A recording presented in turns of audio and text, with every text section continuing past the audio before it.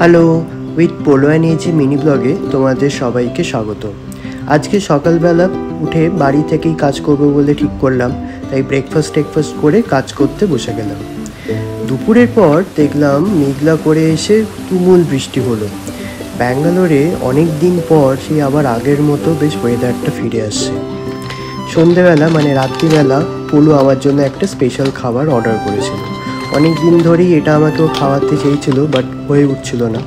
খাবারটার নাম খাও শু বলে। তোমরা কি কেউ ট্রাই করেছো? এই খাবারটা বেসিক্যালি নুডলস বেস। এখানে বয়েলড নুডলস থাকে, তার মধ্যে একটা গ্রেভি আলাদা করে দেয়া হয় যাতে চিকেন, ভেজিটেবলস, প্রন এই সমস্ত থাকে। আর এই যে ছোটো ছোটো কৌটোগুলোতে এক একটাতে এক একটা আছে, যেরকম কোনোটায় পেঁয়াজ, কোনোটায় বাদাম, এইসব।